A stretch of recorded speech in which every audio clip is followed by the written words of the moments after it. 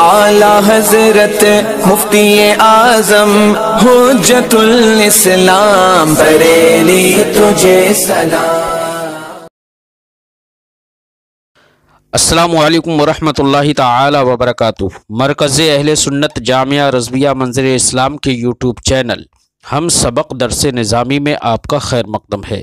پیارے بچوں، جنہوں نے اب تک ہمارے چینل کو سبسکرائب نہیں کیا ہے وہ ضرور سبسکرائب کر لیں اور بیل آئیکن یعنی گھنٹی بھی بجا دیں تاکہ ہر ویڈیو کی نوٹیفیکیشن اطلاع اپلوڈ کرتے ہی آپ تک پہنچ جائے، اور اپنے ساتھیوں سے بھی شیئر کریں، شیئر کرنا نہ بھولیں تاکہ ان کو بھی فائدہ حاصل کرنے کا موقع ملے، اور بات پسند آئے تو لائک بھی کیا کریں اور اپنے قلبی تأثر کو ضرور کمنٹ کر کے بتائیں۔ بسم اللہ الرحمن الرحیم۔ وقالوا يجوز نقض حكم ادعى فيه البداهة لرجوعه أي ذلك النقض إلى منع البداهة مع السند وهو ما ذكر لإثبات النقض وفيه نظر إلى آخر العبارة۔ آج کے سبق میں صاحب کتاب فرماتے ہیں کہ اگر کسی شخص نے کوئی دعویٰ کیا اور دعویٰ کرنے کے بعد اس پر دلیل قائم نہیں کی، کیونکہ دلیل اس پر قائم کی جاتی ہے جہاں پر دعویٰ نظری ہو، اور اس نے دعویٰ کرنے کے بعد یہ کہہ دیا کہ میرا دعویٰ جو ہے وہ بدیہی ہے،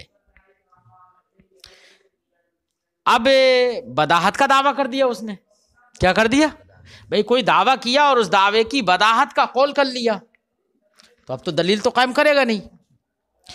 تو دعوے بداہت پر کیا نقض وارد ہو سکتا ہے یا نہیں؟ حالانکہ آپ اس سے پہلے پڑھ چکے ہیں کہ نقض ابطال الدلیل کا نام ہے۔ کس کا نام ہے؟ ابطال الدلیل کا۔ دلیل مدعی نے دی، اس دلیل کو سائل اپنی دلیل سے باطل کر دے، اس کا نام نقض ہے۔ اور یہاں پر تو اس نے دعوے بداہت کیا ہے، دلیل تو قائم نہیں کی، تو کیا اس پر نقض حقیقتاً وارد ہو سکتا ہے؟ تو اس سلسلے میں گفتگو ہے۔ کہتے ہیں کہ ایسی صورت میں کسی نے دعوے بداہت جب کر لیا ہے تو سائل اس پر نقض جو وارد کرے گا تو اس کو حقیقتاً نقض نہیں کہہ سکتے، بلکہ اس کو مجازاً نقض کہیں گے، کیونکہ حقیقتاً نقض کے لیے ضروری ہے کہ دلیل ہو تاکہ اس دلیل کا ابطال کیا جائے، اور یہاں پر دلیل ہے نہیں، ہے نا، اس لیے اس کو حقیقتاً نقض نہیں کہا جائے گا۔ لیکن چونکہ یہی کہہ رہا ہے کہ تمہارے دعوے بداہت یا تمہارا دعویٰ باطل ہے، ابطال تو کر رہا ہے، یہ تو نقض تو ہے اپنے معنی میں، تو اس کو حقیقتاً نقض نہ کہہ کر کے مجازاً نقض کہیں گے۔ مجازاً نقض کیا؟ در حقیقت یہاں پر یہ نقض من کی طرف راجع ہوگا، یعنی بول تو لفظ باطل کر رہا ہے کہ تمہارا یہ قول باطل ہے، ابطال کر رہا ہے، لیکن در حقیقت یہاں پر یہ کہنا یہ چاہ رہا ہے کہ لا نسلم، ہمیں تمہاری یہ بات تسلیم نہیں ہے۔ تو یہ نقض من کی جانب راجع ہو جائے گی، تو من کے اندر نقض کا استعمال یہ تو مجاز ہوگا نا، تو نقض کا لفظ یہاں پر جو بولا جائے گا وہ مجازاً بولا جائے گا، حقیقتاً نہیں بولا جائے گا، یہ صاحب کتاب نے کہا ہے۔ اور پھر آگے کہا، یہ تو علماء کی بات صاحب کتاب نے پیش کر دی ہے، پھر آگے اپنی طرف سے فرمایا وفیہ نظر۔ علماء نے جو یہ بات کہی ہے کہ من کی طرف راجع ہونے کی بنا پر یہ حقیقتاً نقض نہیں ہے بلکہ مجازاً نقض ہے، ان کا یہ کہنا علماء کا، اس کے اندر نظر ہے۔ نظر کا خلاصہ یہ ہے کہ صاحب متن نے تو کہا فیہ نظر، لیکن صاحب شرح نے اس کی وضاحت کی ہے نظر ہے کیا۔ نظر کا خلاصہ صاحب شرح نے جو بتایا ہے اس کا لباب یہ ہے کہ یہاں پر حقیقتاً بھی نقض ہو سکتا ہے، اور جب حقیقتاً نقض، بلکہ وہ کہہ رہے ہیں کہ حقیقتاً معارضہ بھی ہو سکتا ہے۔ کون سی صورت میں؟ جبکہ کسی نے دعویٰ کیا ہو اور دلیل نہ دی ہو، بلکہ دعوے بداہت کر لیا ہو، بداہت کی وجہ سے دلیل اس نے قائم نہیں کی، کیونکہ شے بدیہی پر دلیل قائم نہیں کی جاتی ہے۔ تو دعوے بداہت اگر کر لیا ہے تو ایسی صورت میں بھی حقیقتاً بھی نقض ہو سکتا ہے اور حقیقتاً معارضہ بھی ہو سکتا ہے۔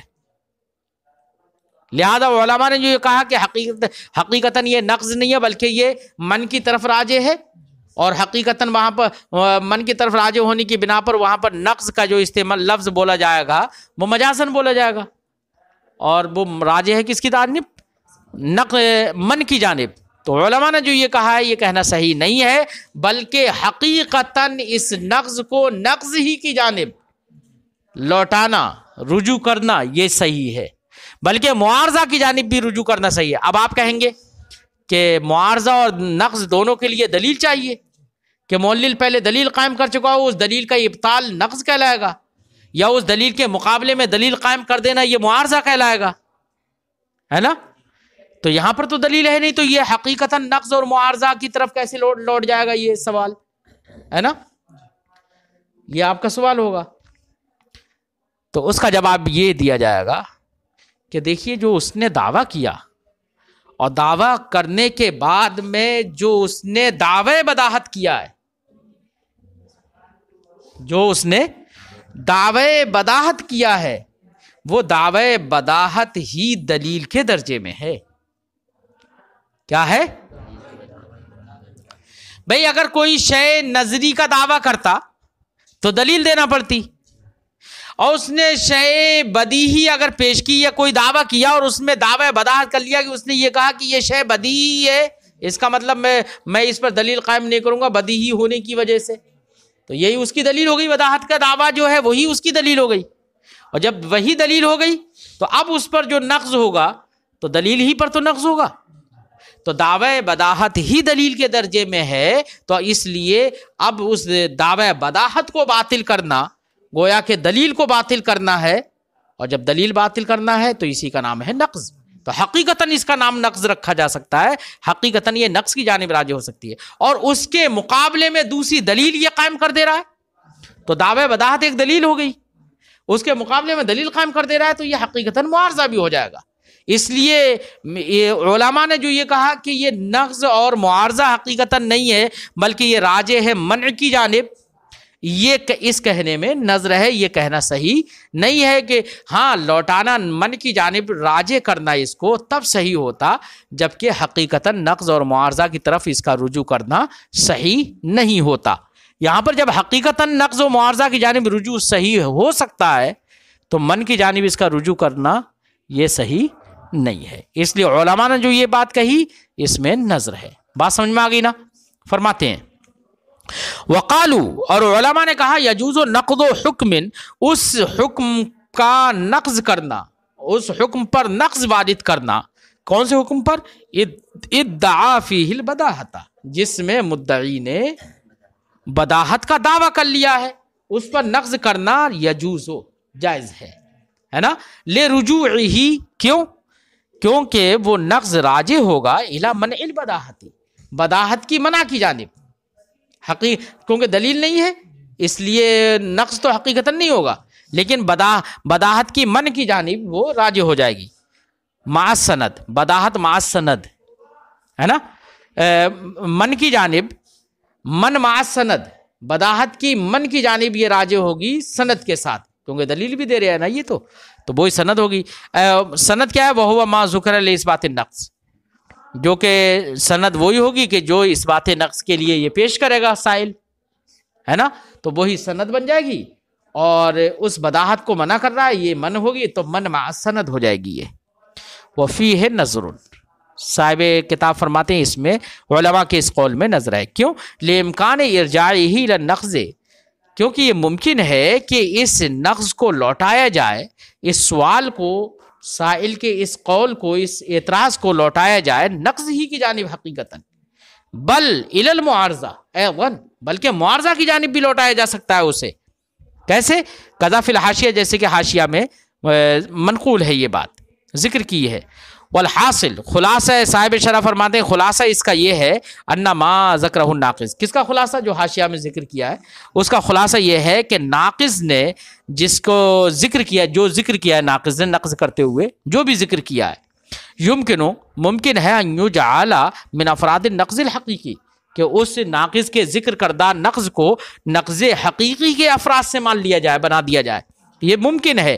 کس طور سے؟ بیان یقال، اس طور سے کہا جائے دعوی بداحت دلیل علی دعوی، اس طور سے کہ مدعی کے دعوے بداحت جو ہے، مدعی کا دعوے بداحت دلیل علی دعوی، یہ اس کے دعوی پر ایک دلیل ہے. تو دلیل سے دلیل کو باطل کرنا نقض ہو جائے گا. والنقض فی الحقیقت راجع الی ذلک الدلیل، تو نقض حقیقتاً اسی دلیل کی جانب راجع ہے جو کہ بداحت کا دعویٰ ہے نا. وقضا یمکن، ایسی ممکن ہے ان یکون من افراد المعارضہ، کہ یہ معارضہ کے بھی افراد سے ہو حقیقتاً. بان یکون الدلیل المثبت للنقض، بین طور کہ وہ دلیل جو کہ نقض کو ثابت کر رہی ہے، جو نقض کو ثابت کر رہی ہے، وہ معارض ہو دعوی بداحت کے، اور دعوی بداحت ایک دلیل ہے، تو دلیل کا معارضہ دلیل سے ہو جائے گا نا. فرماتے ہیں دعوی بداحت کے معارض ہو. کون سے دعوی بداحت؟ کون سے بداحت؟ التی ہی بمنزلت نصب دلیل، جو کہ دعوی بداحت بمنزلہ نصب دلیل ہے.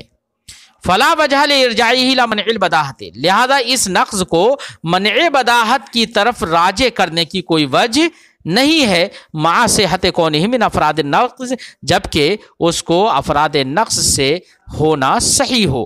ولا لاختیارہ، ایسے ہی منع بداحت کو بداحت کی طرف لوٹانے یا اس کے رجوع کو اختیار کرنے کی کوئی وجہ نہیں ہے علی المعارضہ، معارضہ پر، یعنی معارضہ اختیار نہ کیا جائے اسے، بلکہ منع، اور اس کو منع تسلیم کیا جائے، منع اختیار کیا جائے، اسے اختیار کرنے کی کوئی وجہ نہیں ہے. وَيُمْكِنْ ان یوجہ النظر بوجہ آخر، ایک تو فیہ نظر کی تفصیل صاحب شرح نے کر دی، آپ نے پڑھی، اسی نظر کو بالفاظ دیگر بھی بتا رہے ہیں کہ اس نظر کو ہم اس طریقے سے بھی پیش کر سکتے ہیں. کیسے؟ فرماتے ہیں ممکن ہے ان یوجہ النظر، کہ نظر کی توجیح کر دی جائے بوجہ آخر، دوسری طریقے سے. کیا؟ وہ اس طور سے کہ انہ ان سلم کون دعوی البداحت بمنزلۃ الدلیل، کہ اگر تسلیم کر لیا جائے کہ دعوی بداحت بمنزلہ دلیل ہے، اگر تسلیم یہ کر لیا جائے کہ دعوی بداحت بمنزلہ دلیل ہے، اگرچہ تسلیم کر لیا گیا، لیکن لا یجوز ارجاعہ الی المنع، تو اس نقض کو من کی طرف لوٹانا جائز نہیں ہوگا. کیوں؟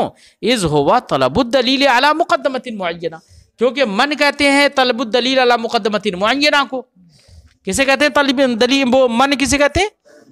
طلب الدلیل علی مقدمۃ معینہ، دلیل کے مقدمہ معینہ پر دلیل طلب کرنا، یہ من کہلاتا ہے.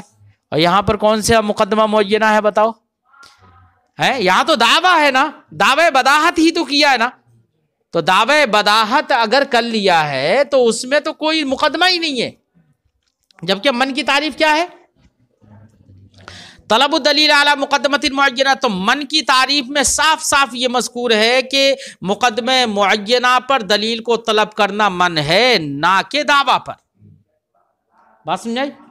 لہذا دعویٰ پر من وارد، اور یہاں پر دعویٰ ہی تو اس نے کیا ہے، اور دعویٰ کرنے کی صورت میں اس کو یہ کہنا کہ یہ نقض راجع ہے من کی جانب، یہ کہنا صحیح نہیں ہوگا. کیوں؟ اس لیے کہ دعویٰ پر من وارد نہیں ہوتی ہے. بات سمجھ میں آ گئی؟ فرماتے ہیں اذ ہوا طلب الدلیل، کیونکہ من نام ہے طلب الدلیل علی مقدمۃ معینہ کا. ولا یطلب علی مقدمۃ الدعویٰ، اور دلیل طلب نہیں کی جاتی ہے مقدمہ دعویٰ پر. ولا یطلب علی مقدمۃ الدعویٰ شیء، اور مقدمہ دعویٰ پر کچھ بھی طلب نہیں کیا جاتا، کما لا یخفی، جیسے کہ آپ پر یہ بات مخفی نہیں ہے، کیونکہ من کا تعلق مقدمہ معینہ من الدلیل سے ہے، نہ کہ مقدمہ دعویٰ سے. فرماتے ہیں ثم لما کان ہا ہونا سوال وہو انہ قد یسأل السائل بالحل. اگلے ایک اعتراض ہے اور اس اعتراض کا جواب ہے. صاحب شرح ایک اعتراض ذکر کر رہے ہیں اور اس کا جواب دے رہے ہیں. اعتراض کیا ہے؟ اعتراض کا خلاصہ یہ ہے، پہلے تو حل سمجھ لو. حل کسے کہتے ہیں؟ حل کہتے ہیں، دیکھو اگر کسی شخص نے کوئی دلیل دی اور اس دلیل میں غلطی کر دی، کوئی دلیل دی، معلل نے اپنے دعویٰ کرنے کے بعد دلیل دی اور دلیل میں کہیں غلطی کر دی، سائل سمجھ رہا ہے کہ اس نے یہ غلطی کر دی ہے نا، تو فوراً وہ کہہ دے گا کہ مجھے یہ تمہارا مقدمہ تسلیم نہیں ہے. کہہ دے گا نا سائل فوراً، مقدمہ تمہارا یہ مجھے تسلیم نہیں ہے. کیوں تسلیم نہیں ہے؟ وجہ وہی کہ غلطی کر رہا ہے.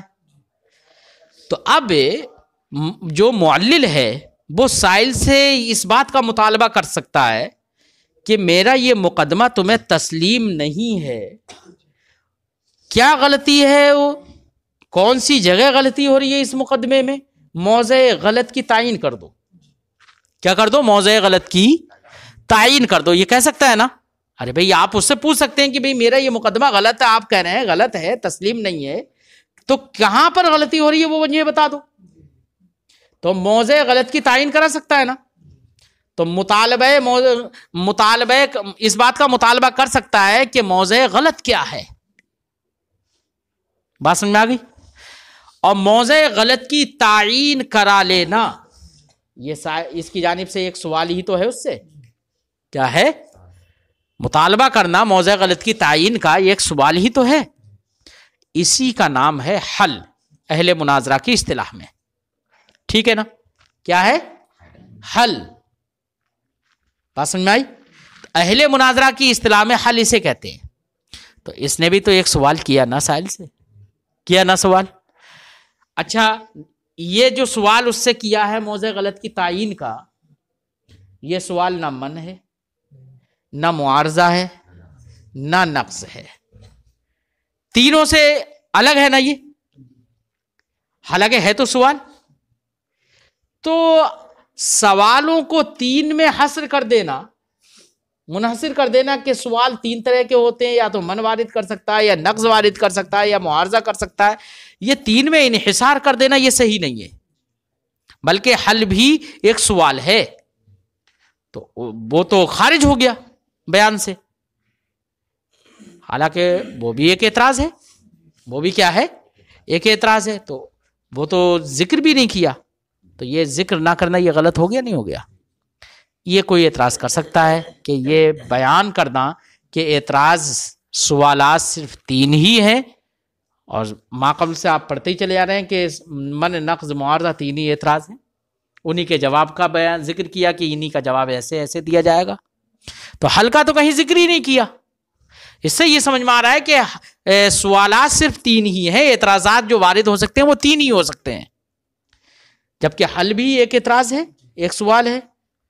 تو حصر کرنا یہ صحیح نہیں ہے. یہ کوئی اعتراض کرے تو صاحب شرح اس کا جواب دیتے ہیں، صاحب متن اس کا جواب دیتے ہیں. جواب کا خلاصہ یہ ہے کہ دیکھیے حل کو الگ سے بیان کرنے کی ضرورت نہیں ہے. کیوں؟ اس لیے کہ حل منع کے اندر مندرج ہے، تحت من آ جاتا ہے. وہ کس کے تحت آتا ہے؟ من کے تحت آ جاتا ہے. من کے تحت وہ مندرج ہے. جب مندرج ہے تو الگ سے اس کو بیان کرنے کی ضرورت نہیں ہے. وجہ اندراج کیا ہے؟ وہ وجہ اندراج ہم ابھی ذکر کریں گے. پہلے ترجمہ کرتے ہیں. فرماتے ہیں ثم لما کان ہا ہونا سوال، پھر یہاں پر ایک سوال تھا. کیا وہ ہوا؟ وہ یہ ہے کہ انہ قد یسأل السائل، کبھی کبھی سائل سے سوال کر لیا جاتا ہے حل کا.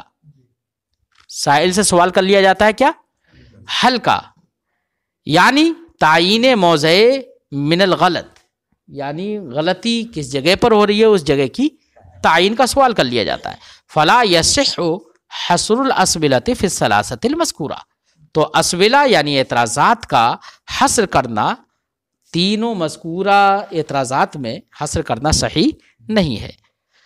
یہ اعتراض ہوتا ہے. فاجاب بقولہ، تو مصنف علیہ رحمۃ والرضوان نے اس اعتراض کا جواب، اس سوال کا جواب اپنے اس قول سے دیا. کیا؟ وَيَنْدَرِجُ الْحَلُّ فِي الْمَنْعِ، حل مندرج ہے منع کے اندر. حل مندرج ہے من کے اندر، اس لیے اس کو الگ سے ذکر کرنے کی ضرورت نہیں ہے۔ وجہ اندراج کیا ہے؟ فرماتے ہیں لنوع مناسبت، مناسبت ہے دونوں میں، حل اور من کے درمیان، دونوں کے درمیان ایک مناسبت ہے، اس مناسبت کی وجہ سے حل من کے اندر مندرج ہے۔ کیسے مندرج ہے؟ وہ مناسبت کیا ہے اس کی وہ بتا رہے ہیں، یعنی من حیث ہوا تعرض للمقدمۃ المعینہ، مناسبت یہ ہے کہ من بھی وارد ہوتی ہے مقدمہ معینہ پر، اور حل بھی، حل جو اعتراض ہے، جو سوال ہے، اس کا بھی تعلق کس سے ہوتا ہے؟ مقدمہ معینہ سے، دونوں کا تعلق مقدمہ معینہ سے ہوتا ہے۔ ارے بھائی کسی نے کوئی اعتراض کیا تو آپ یہ کہہ سکتے ہیں نا کہ موضع غلط کیا، کہاں پر ہے، کون سے مقدمے میں ہے، یا جس مقدمے پر وہ اعتراض کر رہا ہے اس میں کس جگہ پر غلطی ہے، ہوگا تو تعلق اس کا مقدمے ہی سے نا۔ تو حل کا تعلق بھی مقدمہ معینہ سے ہے، اور من کا تعلق بھی مقدمہ معینہ سے ہے۔ اس اشتراک کی وجہ سے، اس مناسبت کی وجہ سے حل من کے اندر من کے تحت مندرج ہے، اور جب اندراج ہو گیا تو الگ سے بیان کرنے کی ضرورت نہیں ہے۔ فرماتے ہیں یعنی من حیث ہوا تعرض للمقدمۃ المعینہ، اس حیثیت سے کہ حل مقدمہ معینہ سے تعلق ہوتا ہے اس کا، وہاں پر بھی مقدمہ معینہ کو پیش کرنا ہوتا ہے۔ کما کان المنع کذالک، جیسے کہ منع ایسی ہی ہے، تو یہ وجہ مناسبت بیان کر دی۔ تو اس حیثیت سے، اس جہت سے تو حل من کے تحت مندرج ہے نا، لیکن من کل الوجوہ تھوڑی حل من کی طرح ہے، من کل الوجوہ حل من کی طرح نہیں ہے۔ اسی لیے صاحب کتاب فرماتے وَإِنْ خَالَفَهُ بِوَجْهٍ، من وجہ تو مناسبت ہے اور من وجہ مخالفت بھی ہے، اگرچہ حل یہ من کے مخالف ہے بے وجہ، کسی ایک جہت سے۔ کس جہت سے مخالفت ہے وہ جہت بھی بتا رہے ہیں، فرماتے ہیں اذ یقصد به تعین موضع الغلط لسوء الفہم، کیونکہ حل کے ذریعے سے جو مقصود ہوتا ہے، حل کے ذریعے سے قصد ہوتا ہے موضع غلط کی تعین کو، تعین کا قصد ہوتا ہے، موضع غلط کی تعین کا قصد ہوتا ہے۔ اب وہ غلطی کیوں ہوئی ہے؟ لسوء الفہم، بد فہمی کی وجہ سے۔ تو لسوء الفہم یہ متعلق ہے غلط سے، ایسی غلطی کی جگہ کی تعین کرائی جاتی ہے جو غلطی کس سے پیدا ہوئی، کس کی وجہ سے ہوئی ہے؟ بد فہمی کی وجہ سے۔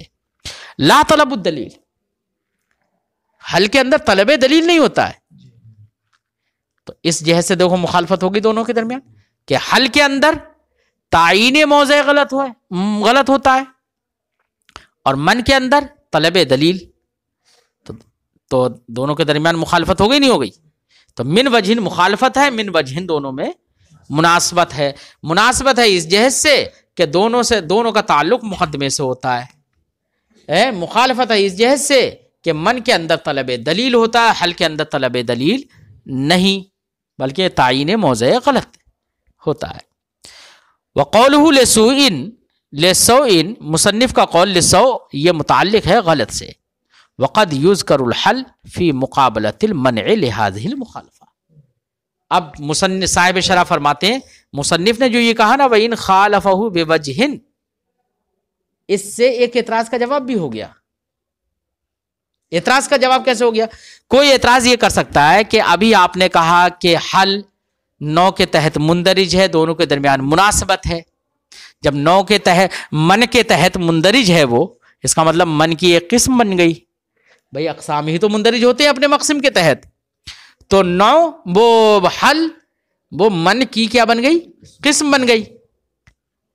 اور پھر آگے فرمایا بے وجہ مخالفت بھی ہے، اور مخالفت مباینت وہ قسیمین کے درمیان ہوتی ہے۔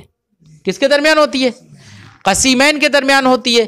تو وجہ مناسبت بتا کر آپ نے قسم بتا دیا، وجہ مخالفت بتا کر آپ نے قسیم بنا دیا، تو قسم الشیء قسیم اللہ، شے کی قسم جو ہے اس کی قسیم بن گئی، اور یہ تو غلط ہے کہ شے کی قسم اس کی قسیم بن جائے، یہ تو باطل ہے۔